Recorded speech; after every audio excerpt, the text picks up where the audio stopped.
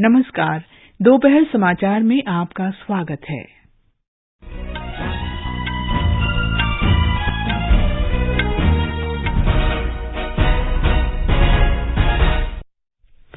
राष्ट्रपति द्रौपदी मुर्मू हिमाचल प्रदेश की 4 दिवसीय यात्रा पर शिमला पहुंची।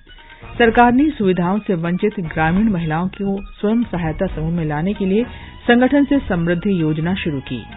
प्रधानमंत्री गतिशक्ति पहल के अंतर्गत बुनियादी ढांचे से जुड़ी 5 लाख करोड़ रुपए से अधिक लागत की मूल्यांकित परियोजनाओं में तेजी। केंद्रीय जनजातीय मंत्री अर्जुन मुंडा आज जनजातीय उत्पादों को बढ़ावा देने की योजना का पूर्वोत्तर में शुभारंभ करेंगे और पूर्वी भारत में लू की स्थिति तेज, मौसम विभाग ने सावधानी बरतने की सलाह दी।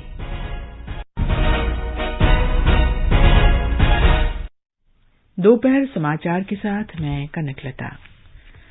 राष्ट्रपति द्रौपदी मुर्मू आज हिमाचल प्रदेश की 4 दिवसीय यात्रा पर शिमला पहुंच गई हैं। राष्ट्रपति बनने के बाद हिमाचल प्रदेश की उनकी पहली आधिकारिक यात्रा है। राज्यपाल शिव प्रताप शुक्ल, मुख्यमंत्री सुखविंदर सिंह सुक्खू और अन्य गणमान्य लोगों ने कल्याणी हेलीपैड पहुंचने पर उनका भव्य स्वागत किया। इस अवसर पर उन्हें गार्ड ऑफ ऑनर दिया गया। एक रिपोर्ट। हिमाचल प्रदेश सरकार द्वारा राष्ट्रपति द्रौपदी मुर्मू के सम्मान में शिमला स्थित राजभवन में नागरिक अभिनंदन समारोह का आयोजन किया गया है। राष्ट्रपति कल मशोबरा में विकसित किए गए नए ट्यूलिप गार्डन का उद्घाटन करेंगी। श्रीमती मुर्मू कल मुख्य अतिथि के रूप में हिमाचल प्रदेश विश्वविद्यालय के 26वें दीक्षांत समारोह में भी शामिल होंगी और मेधावी छात्रों को पदक प्रदान करेंगी। वे शिमला की राष्ट्रीय लेखा परीक्षा और लेखा अकादमी में भारतीय लेखा परीक्षा और लेखा सेवा के प्रशिक्षु अधिकारियों से भी संवाद करेंगी। राष्ट्रपति का भारतीय उच्च अध्ययन संस्थान जाने का भी कार्यक्रम है। शिमला से संजीव सुंदरियाल की रिपोर्ट के साथ समाचार कक्ष से श्रीराम शर्मा। ग्रामीण विकास मंत्री गिरिराज सिंह ने आज संगठन से समृद्धि योजना का शुभारंभ किया। ये अभियान सभी पात्र ग्रामीण महिलाओं को स्वयं सहायता समूह के अंतर्गत लाकर उन्हें सशक्त करेगा। इस अवसर पर श्री गिरिराज सिंह ने कहा कि सरकार का लक्ष्य 10 करोड़ महिलाओं को स्वयं सहायता समूहों से जोड़ने का है। वर्तमान में ये संख्या 9 करोड़ है। उन्होंने प्रसन्नता व्यक्त की कि मई 2014 में ये संख्या मात्र 2 करोड़ 35 लाख थी, जो अब बढ़कर 9 करोड़ से अधिक हो गई है। उन्होंने कहा कि सरकार ने स्वयं सहायता समूह से जुड़ी प्रत्येक महिला की आय 1 लाख रुपए प्रतिवर्ष करने का लक्ष्य रखा है। डाक विभाग ने तेलंगाना में महिला सम्मान बचत योजना पर विशेष आवरण जारी किया है। यह योजना देश में महिलाओं के वित्तीय सशक्तिकरण के उद्देश्य से लागू की गई है। देश की स्वाधीनता के 75 वर्ष के उत्सव के एक भाग के रूप में हैदराबाद के कान्हा शांतिवनम में यह आवरण जारी किया गया। इस अवसर पर केंद्रीय संचार राज्य मंत्री देवुसिंह जोसिंह भाई चौहान ने कहा कि महिला सम्मान बचत योजना को इस वर्ष महिलाओं के लिए अत्यंत आकर्षक निवेश कार्यक्रम के रूप में शुरू किया गया है। सरकार ने कहा है कि प्रधानमंत्री गतिशक्ति पहल के अंतर्गत पिछले 1.5 वर्ष में 5,14,000 करोड़ रुपए की परियोजनाओं का मूल्यांकन किया गया है। इस पहल का शुभारंभ अक्टूबर 2021 में किया गया था। इसका उद्देश्य देश भर में सभी संबंधित मंत्रालय और विभागों के लिए एकीकृत और समग्र तरीके से योजना बनाना है। इसका लक्ष्य विभिन्न प्रकार की संपर्क सुविधाओं और संचालन तंत्र में सुधार करना और बुनियादी ढांचे से संबंधित खामियों को दूर करना है, ताकि आम लोगों और वस्तुओं को निर्बाध तरीके से एक जगह से दूसरी जगह ले जाया जा सके। उद्योग और आंतरिक व्यापार संवर्धन विभाग की विशेष सचिव सुमिता डावरा ने बताया है कि इस अवधि में बुनियादी ढांचे से जुड़ी 76 प्रमुख परियोजनाओं का आकलन किया गया।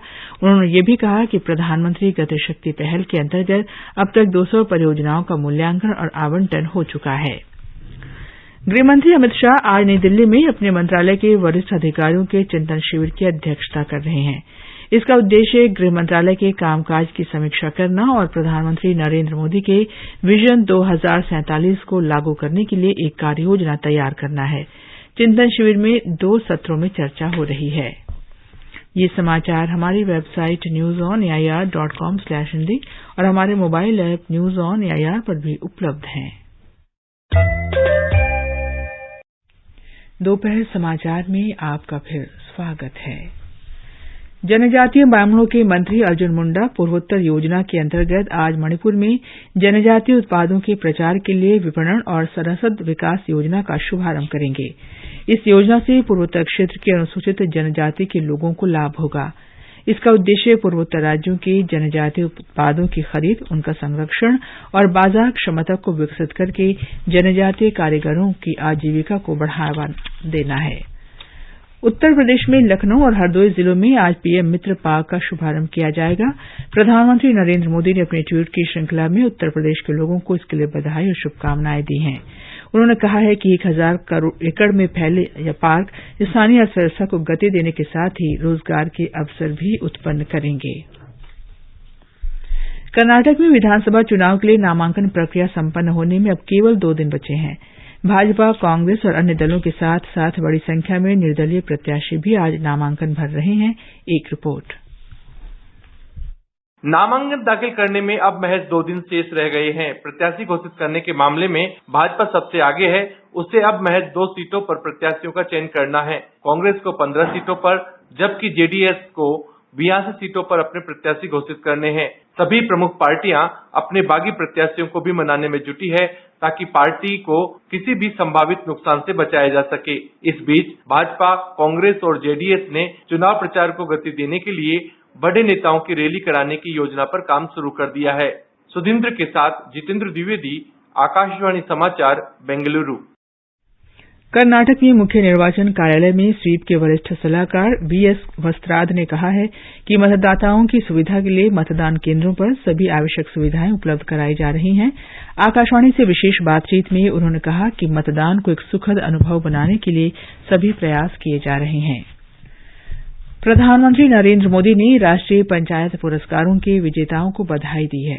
ग्रामीण विकास मंत्री गिरिराज सिंह के एक ट्वीट का जवाब देते हुए उन्होंने कहा कि पुरस्कार विजेताओं ने भारत के गांवों के विकास में महत्वपूर्ण भूमिका निभाई है और उनकी सेवा और समर्पण की भावना सभी को प्रेरित करती है।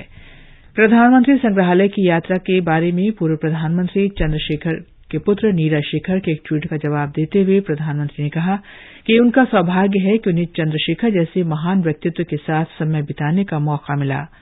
प्रधानमंत्री ने कोट्टायम में ग्रीनफील्ड हवाई अड्डा परियोजना के लिए नागरिक उड्डयन मंत्रालय द्वारा 2250 एकड़ से अधिक भूमि की मंजूरी की भी सराहना की। बहुपक्षीय युद्धाभ्यास ओरियन कल से फ्रांस के मोन द मार्सा एयरबेस में शुरू हो जाएगा। इस युद्धाभ्यास में भारतीय वायुसेना भी भाग ले रही है। रक्षा मंत्रालय ने कहा है कि पहला अवसर है जब रफाल लड़ाकू विमान देश से बाहर किसी युद्धाभ्यास में हिस्सा ले रहे हैं। मंत्रालय ने कहा कि इस अभ्यास में अन्य देशों की वायुसेनाओं के सर्वोत्तम अभ्यास को आत्मसात करके भारतीय वायुसेना का प्रदर्शन और समृद्ध होगा। यह अभ्यास 5 मई तक चलेगा।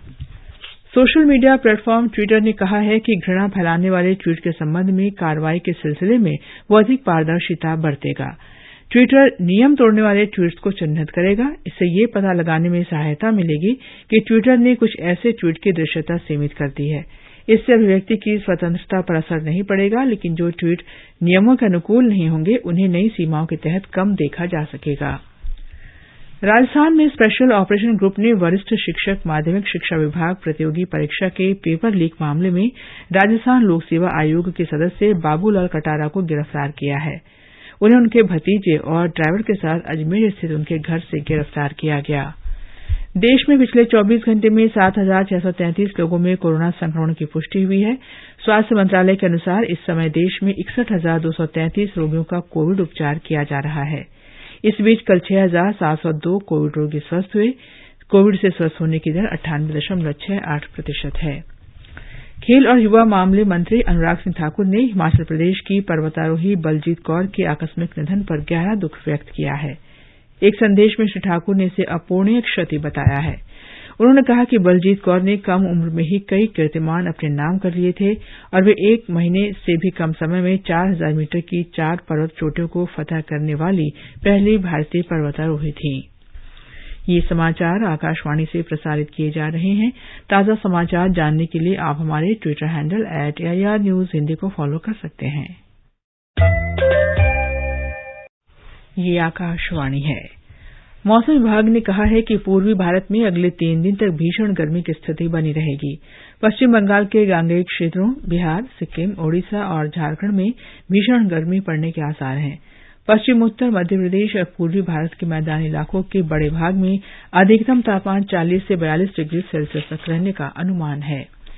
आकाशवाणी से विशेष बातचीत में मौसम विभाग के वरिष्ठ वैज्ञानिक आर.के. जेनामणि ने बताया कि देश के विभिन्न भागों में अगले कुछ दिनों तक भीषण गर्मी और लू की स्थिति रहने की संभावना है।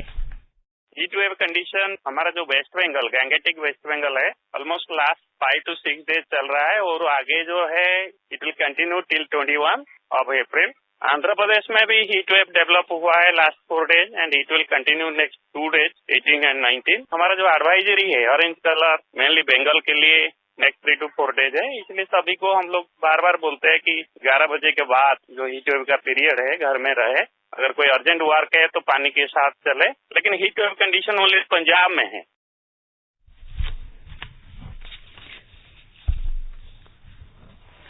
आकाशवाणी से विशेष बातचीत में अखिल भारतीय आयुर्विज्ञान संस्थान एम्स दिल्ली के additional professor doctor Piyush Ranjan ने भीषण गर्मी और लू से बचाव के उपाय बताए। उत्तर भारत के कई जगहों पर तेज गर्मी का प्रकोप जारी है और ऐसे समय में हमारे स्वास्थ्य को लेकर के कई सारी परेशानियां हो सकती हैं। इसके लिए हमें 2-3 उपाय करने जरूरी होंगे।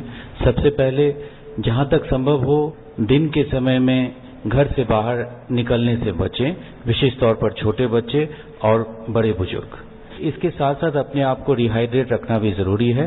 एक दिन में कम से कम 3 से 4 लीटर तक पानी जरूर पिएं। पानी के साथ साथ इलेक्ट्रोल पाउडर, नारियल पानी, शिकंजी इत्यादि का भी सेवन करें। भीषण गर्मी के कारण बिहार के 23 शहरों में तापमान 40 डिग्री सेल्सियस को पार कर गया है। शेखपुरा जिले में कल अधिकतम तापमान 43.4 डिग्री सेल्सियस दर्ज किया गया। ब्यौरा हमारे संवाददाता से। पटना समेत राज्य के 14 जिले लू की चपेट में हैं। शेखपुरा राज्य का सबसे गर्म स्थान रहा, जहां का तापमान 43.4 डिग्री सेल्सियस रिकॉर्ड किया गया। मौसम विभाग ने अगले 48 घंटों के दौरान पटना, औरंगाबाद, नवादा और सुपौल समेत 6 जिलों में हीट वेव को लेकर ऑरेंज अलर्ट जारी किया है। इस बीच तेज गर्मी को देखते हुए आपदा प्रबंधन विभाग ने दोपहर में लोगों को घरों में रहने की सलाह दी है। आकाशवाणी समाचार के लिए पटना से कृष्ण कुमार लाल। राजस्थान में कुछ जिलों में अधिकतम तापमान 40 डिग्री सेल्सियस से अधिक दर्ज किया जा रहा है। चूरू और फलौदी में कल अधिकतम तापमान 42.2 डिग्री सेल्सियस रहा। क्रिकेटर विराट कोहली पर आईपीएल की आचार संहिता तोड़ने के कारण 10% मैच फीस का जुर्माना लगाया गया है। उनकी टीम रॉयल चैलेंजर्स बेंगलुरु कल बेंगलुरु के चिन्नास्वामी स्टेडियम में खेले गए मुकाबले में चेन्नई सुपर किंग्स से 8 रन से हार गई थी। आईपीएल की ओर से दिए गए बयान में कहा गया है कि आचार संहिता के अनुच्छेद 2.2 के अंतर्गत कोहली ने नियम तोड़े थे। हालांकि बयान में उस घटना के बारे में विस्तार से नहीं बताया गया है जिसके आधार पर कोहली पर नियम तोड़ने का आरोप है। संयुक्त राष्ट्र महासचिव अंतोनियो गुतरश ने सूडान में जारी संघर्ष की निंदा की है। उन्होंने क्षेत्र में शांति स्थापित करने के लिए संघर्ष को तत्काल समाप्त करने और संकट के समाधान के लिए संवाद कायम करने की अपील की है। उन्होंने कहा कि संघर्ष को रोकने के लिए इसके विरुद्ध आवाज उठाने की जरूरत है। श्री गुतरश ने कहा कि स्थिति पर प्रभाव रखने वालों को हिंसा को समाप्त करने के प्रयासों का समर्थन करना चाहिए। इससे फिर से व्यवस्था बहाल करने और शांति के रास्ते पर लौटने में मदद मिलेगी। संयुक्त राष्ट्र के विशेष प्रतिनिधि के अनुसार सूडान में प्रतिद्वंदी गुटों के बीच 3 दिन के संघर्ष में कम से कम 185 लोग मारे गए हैं। आईपीएल क्रिकेट में आज सनराइजर्स हैदराबाद और मुंबई इंडियंस के बीच मुकाबला होगा। ये मैच हैदराबाद के राजीव गांधी अंतर्राष्ट्रीय स्टेडियम में शाम 7:30 बजे से खेला जाएगा। कल रात बेंगलुरु में खेले गए एक मैच में चेन्नई सुपर किंग्स ने रॉयल चैलेंजर्स बेंगलुरु को 8 रन से हरा दिया। अंत में मुख्य समाचार एक बार फिर। राष्ट्रपति द्रौपदी मुर्मू हिमाचल प्रदेश की 4 दिवसीय यात्रा पर शिमला पहुंचे। सरकार ने सुविधाओं से वंचित ग्रामीण महिलाओं को स्वयं सहायता समूह में लाने के लिए संगठन से समृद्धि योजना शुरू की। प्रधानमंत्री गति शक्ति पहल के अंतर्गत बुनियादी ढांचे से जुड़ी 5 लाख करोड़ रुपए से अधिक लागत की मूल्यांकित परियोजनाओं में तेजी। केंद्रीय जनजातीय मंत्री अर्जुन मुंडा आज जनजातीय उत्पादों को बढ़ावा देने की योजना का पूर्वोत्तर में शुभारंभ करेंगे। और पूर्वी भारत में लू की स्थिति तेज, मौसम विभाग ने सावधानी बरतने की सलाह दी। इसके साथ ही दोपहर समाचार का ये अंक समाप्त हुआ। नमस्कार।